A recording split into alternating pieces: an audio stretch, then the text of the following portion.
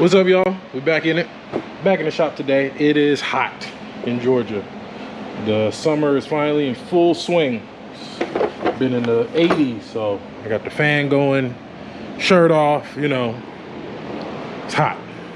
But doing another video on what I'm working on today.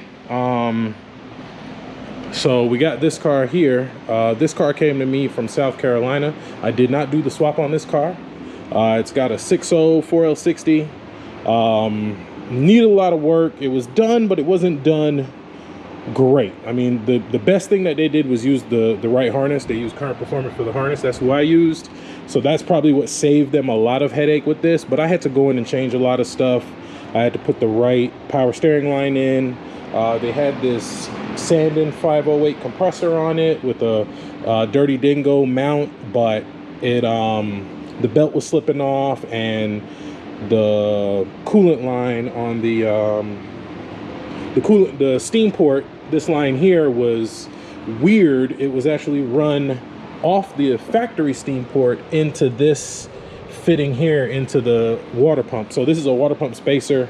It moves the F-body Camaro water pump to truck spacing, so you can run the F-body Camaro water pump with truck accessories.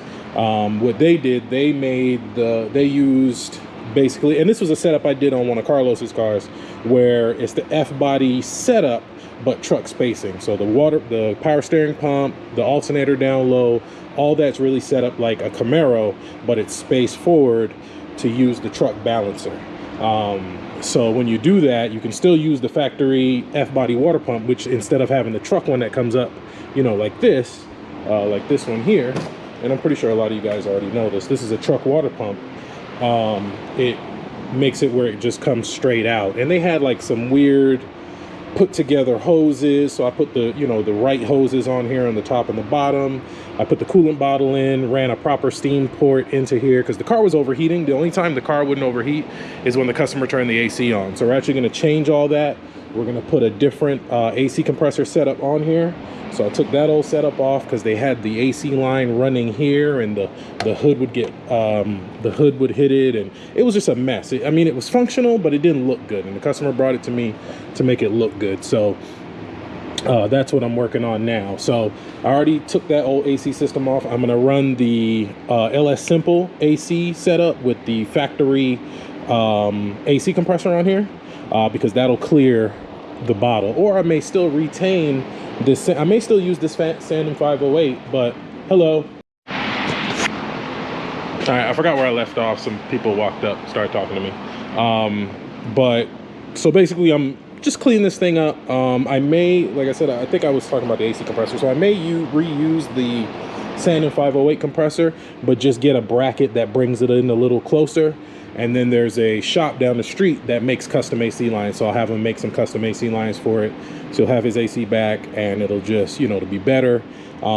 They put this cooler on here that goes to the factory oil cooler on the 6-liter, which on something like this you really don't need it. So I'm doing away with that.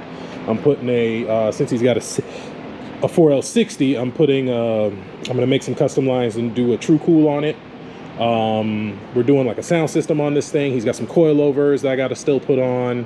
But my main thing was, when he first came to me, he's like, you know, I want to get a new transmission. I want you to go through the motor, change the cam. And, you know, my thing with these LSs is not everybody can tune them great.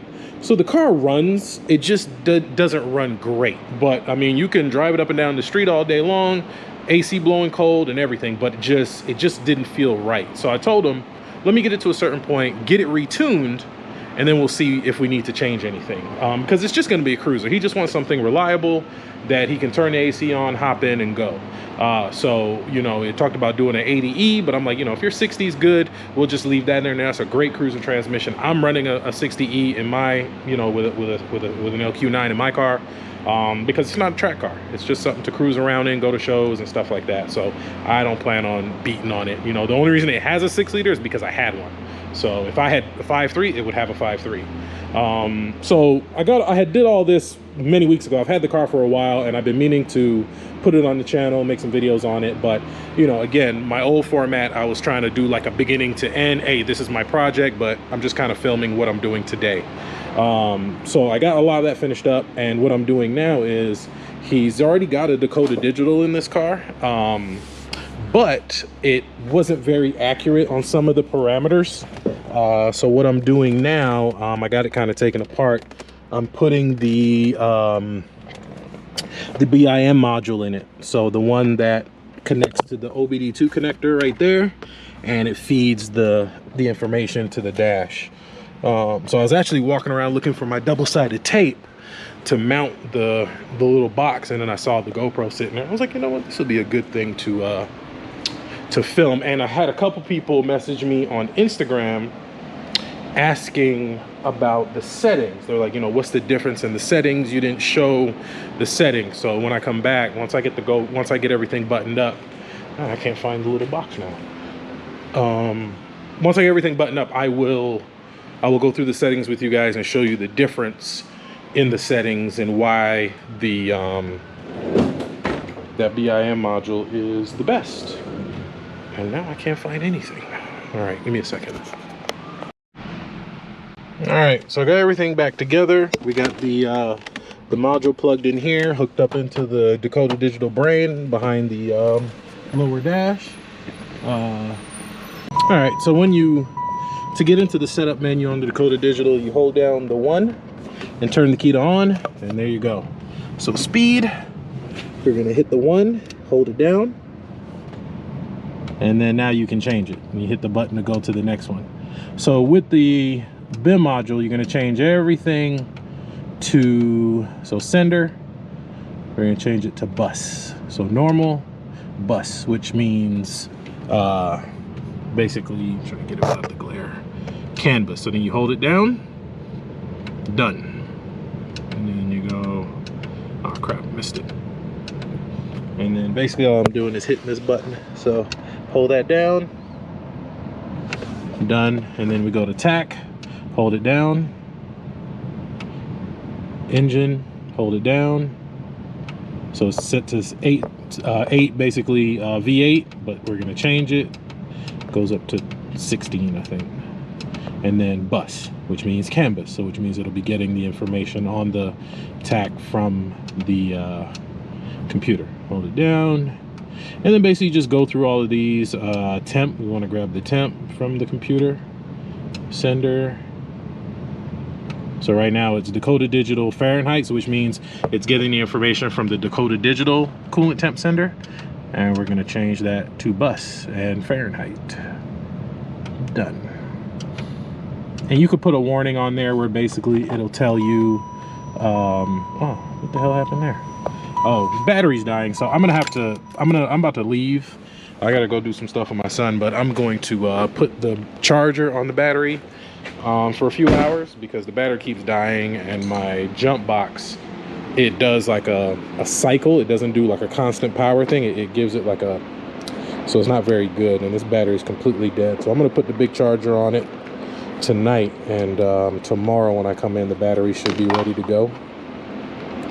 And I'll probably pick the video up then because it's pretty short, and you know, but that's what I'm doing today. So I'll pick it up tomorrow with a freshly charged battery. I'll go through the rest of the settings, and then we will try to get the car tuned. So it's actually several hours later. I actually had to leave the shop. My son got accepted to some special school, and I had to go meet the teachers and stuff today. So did that. Wife wasn't feeling good, so I stayed home for a bit, got the kids situated, and now I'm here back at the shop. I brought an Optima battery with me. So that other battery I think is shot, so I gotta take it to AutoZone, get it swapped out to AutoZone battery. But got Optima in there. Seems to be running good. Making sure the cooling system is doing what it's supposed to do. So I think the fans just kicked on. Oh yeah. So one fan just kicked on. It's a big fan. So I think she's about ready to be tuned. These LSs like to run at about 210, so that's right where it should be. But everything else seems to be working good. I still got to do the fuel, ground the fuel pump, but I wanted to at least get the BIM module in, so should be good now. All right, we're back. It's the next day. I had a bunch of running around to do earlier today. I'm here for a few hours, not long. It's 2:30 now, but I want to go ahead and get my boy Sanjay's car tuned. So got my laptop, got my HP tuners. We got Harry here working on the crate motor, so he's going ahead and doing that with all the parts off. So we'll go ahead and get this thing all tuned. What I'm doing is I got a guy who's gonna remote tune it for me. Man, I may have to get a new GoPro, because like every once in a while, and it's happening more and more frequently, I'll be filming and they'll say, oh, SD card error. And then I'm like, well, did it get everything that I just spent recording? So I kind of just recorded, but I don't know if it got it, so I'm gonna start over. So it's the next day. Here at the shop, had a little running around to do earlier, so got Harry here with me, so he's in there working on the crate motor, getting ready to get the tune done on this 96 that was LS swapped.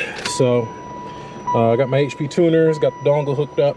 So what we're gonna do, close that file, we're gonna read the vehicle.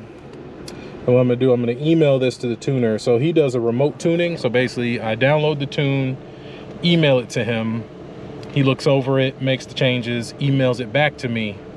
And then I go in, upload it to the car. I drive it, log it, send it back. He looks at the changes, and we do that about 2 or 3 times. So it looks like it's got a computer from a 2002 Z28 Camaro. So that's probably one of the first problems there, because this is a 6-liter. But again, that can be changed, I guess, in the tune. But I've never seen that. Normally, when I get these cars, they're normally truck computers. So that's weird to see that. I have a bunch of truck computers, so if we need to replace the computer and load a tune onto a truck computer for whatever reason, we can do that.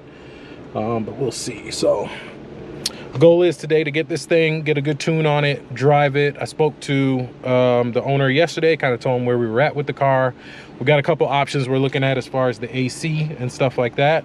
But the biggest thing is we want to, you know, I've got some sound system stuff to do and stuff like that on this car, but that's not really the important stuff.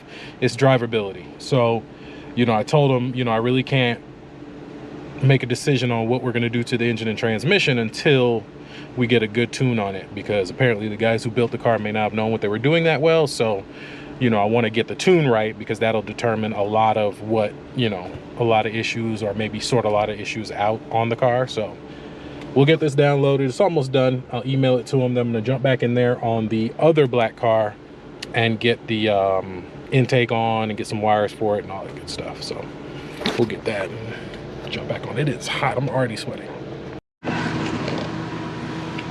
All right, so it's later on in the evening, back at the shop.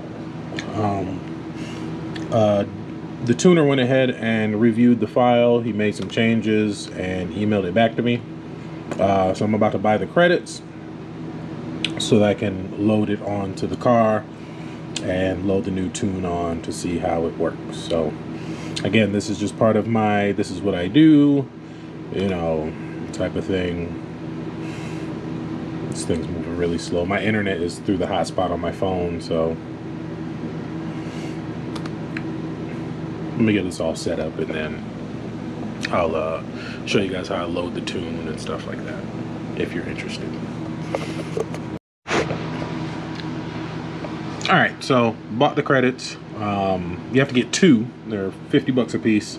So you need 2 to unlock to be able to, you know, tune the PCM. Then you open your HP tuners, help, your resync interface. I already did this and I forgot to film it, but it may show. Oh, it didn't show. But normally it'll say the 2 credits, and then you know, how many you've done total. So then we can close the old file, and then we can open the new one. This is the new one here.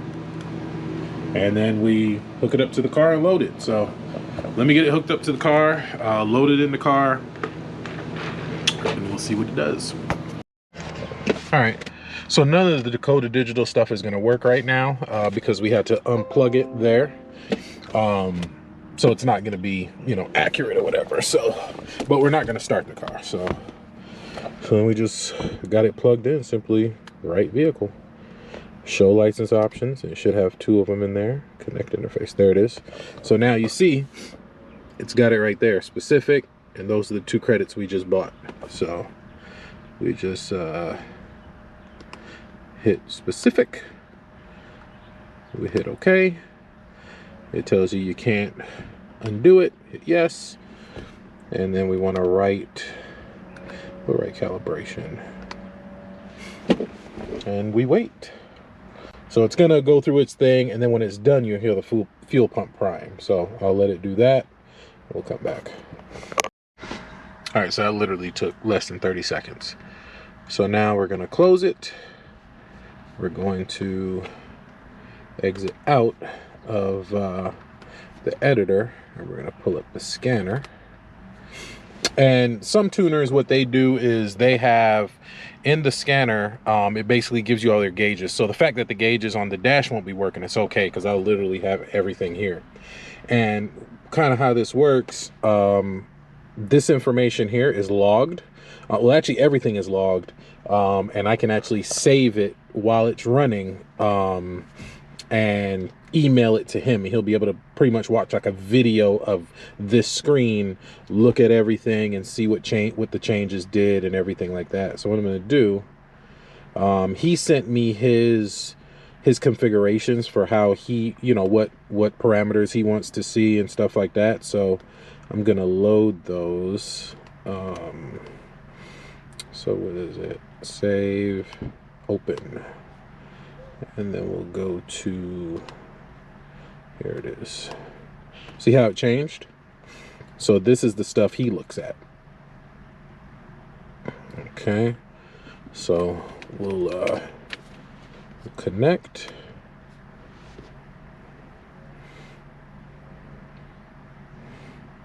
And then we'll take it for a ride. All right, so now everything's up. We'll fire it up.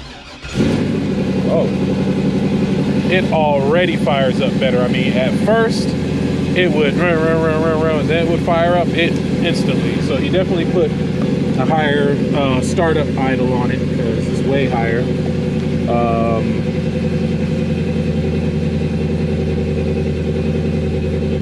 Got no misfires, which is good.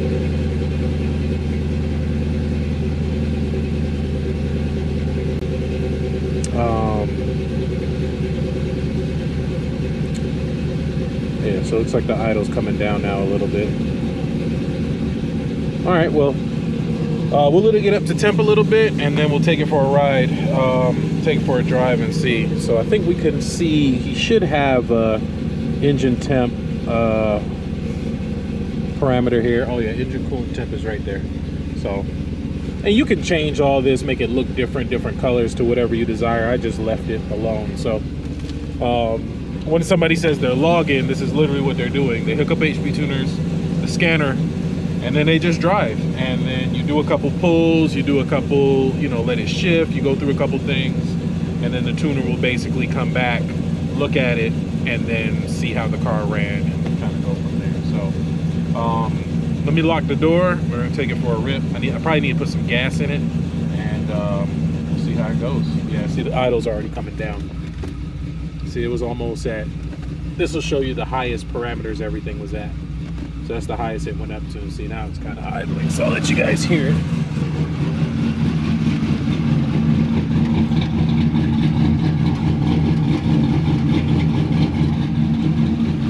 I think this thing has a stage 4 Brian Tooley cam, so let's take it for a rip. It drove okay. When you know, it didn't drive terrible, you know, it just needed to be cleaned up. So let me take it for a rip, see how it does. Hey man, This thing feels night and day difference. I mean, this thing, it feels like a whole nother car. And this is just the first round of tuning. So we still got, I gotta send him the log, let him look at it, and you know, see what it does and everything like that. Like I said, of course the Dakota Digital is gonna work. Now I can make it work by changing the settings back, but I prefer it to be on the Canvas system. So, but man, this thing feels way better. So the computer for this car is from a 2002 Camaro Z28, and whoever originally tuned it pretty much left a lot of those stock parameters in the engine, so in the tune. So it was tuned for a 5.7, it was tuned for the newer 4L60. It wasn't tuned for the cam, it wasn't tuned for the stall, because I believe it has a 3800 stall in it. I just want to look at some of the, yeah, just really want to keep an eye on the coolant temp, because I recently did some coolant work to the car. But so far everything looks good. It's not misfiring.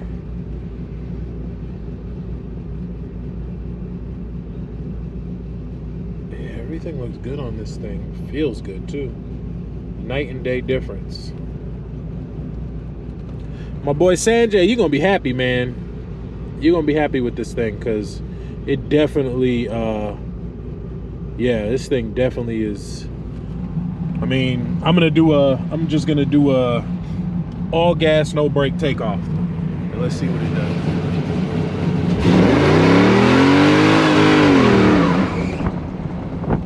All gas no brake. That's no brake. All gas no brake. Yeah, it wasn't doing that before. Amazing what a tune can do. All right, let me do some regular driving just so we can get some better tunes in and better logs in, and I'll pick it back up when I get back to the shop. Ooh, I had to get this. Look at this joint right there. Ooh.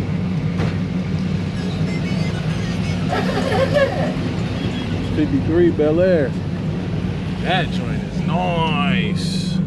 Candy green. I'm gonna do one more pull here in the back of the building. No cops back here. I'm gonna stall it up a little bit and take off and see what it does. Get it up to about,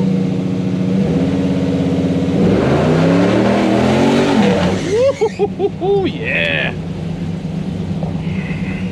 Yeah, feels like a completely different car. Like, it's not the same car that got dropped off to me. It's not the same car, it can't be. Not the same car.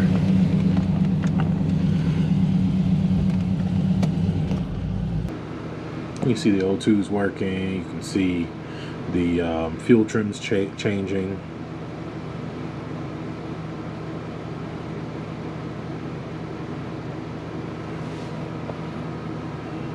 So basically the tuner, what he'll do, he'll go in and watch this, and he'll look at the parameters here. He'll look at stuff in here. See, now I'm moving, now I'm driving. And he'll know what to change based on what results are happening in here.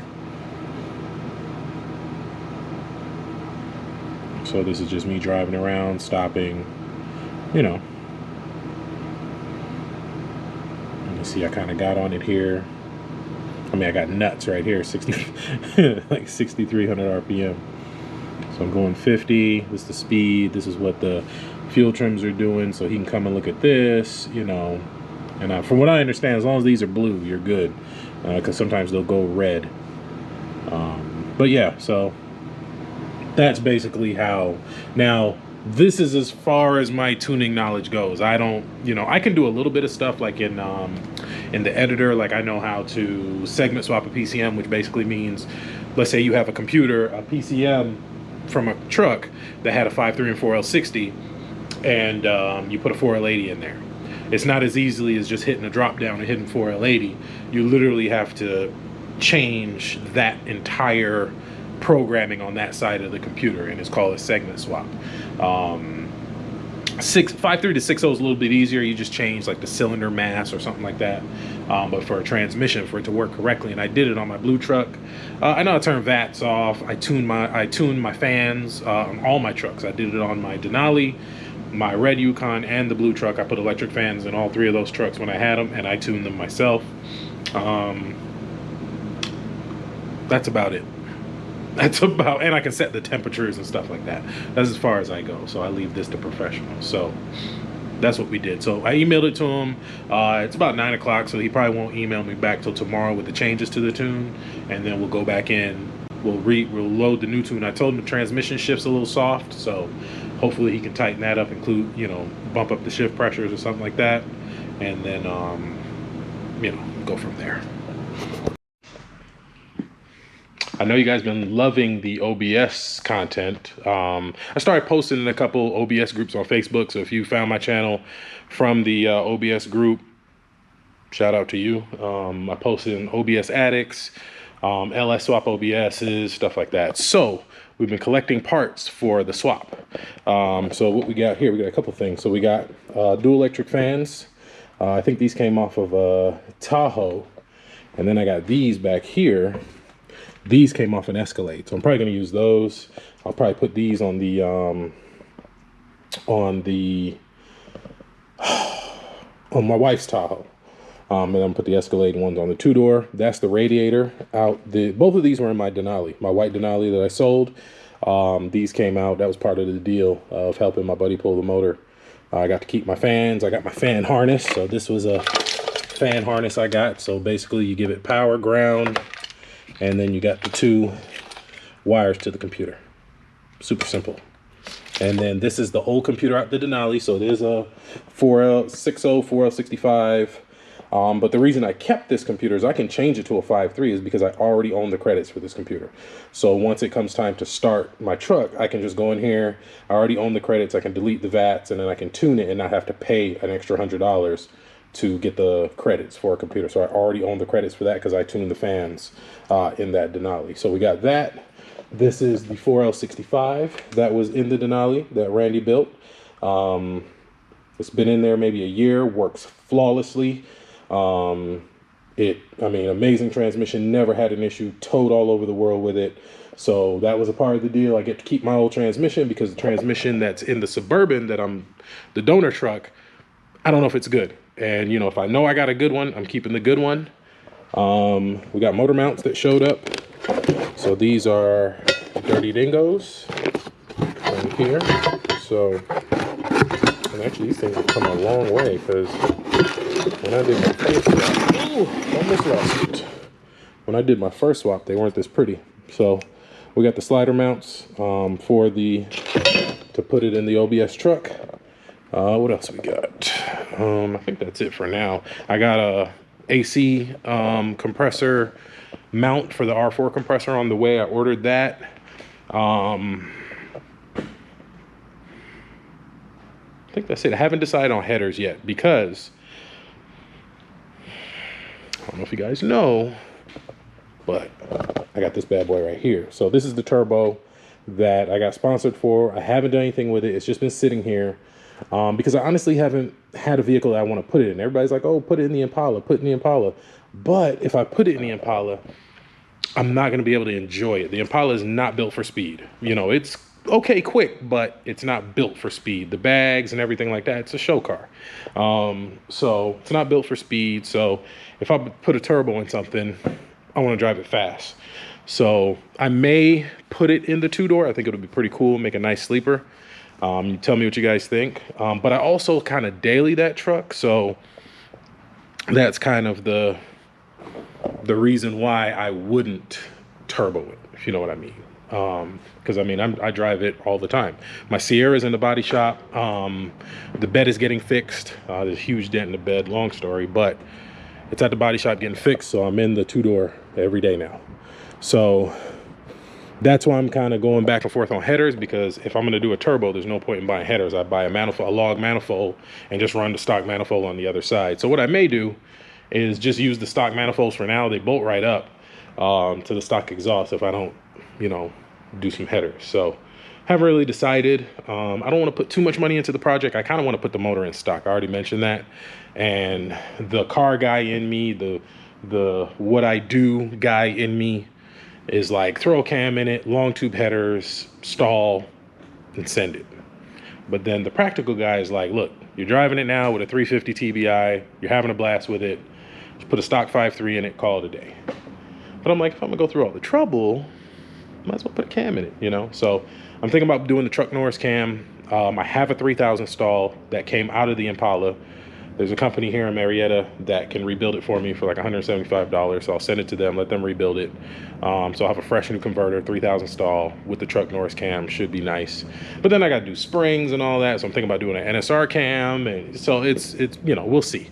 The motor should be out of that truck probably sometime.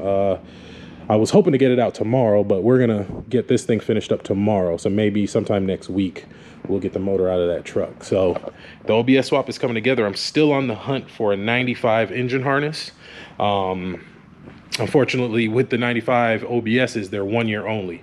So a lot of stuff is only for the 95, and they've been kind of hard to find. So I've went to a couple junkyards, and every harness I've found has been hacked to crap. So if you're watching, if you have a 95 Parks truck and you have a perfect harness for the engine with the bulkhead connector, the fuse box and everything, let me know, I'll buy it.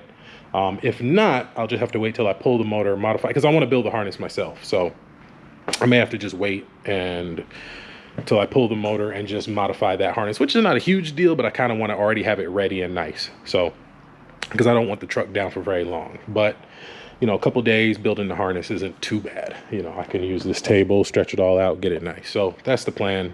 But this video's kind of went on long. I don't know how many sections of different days I'm going to combine in it. But again, I've been trying to do something new for you guys and just kind of show you what I do day to day instead of just set videos and set projects and stuff. So I guess I'll end this video here.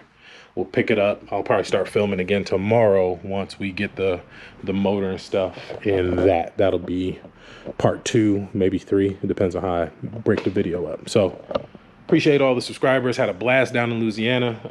Shout out to everybody from Louisiana who's watching, you know, who I met in person and everything. I definitely appreciate you, and I'll see y'all in the next one.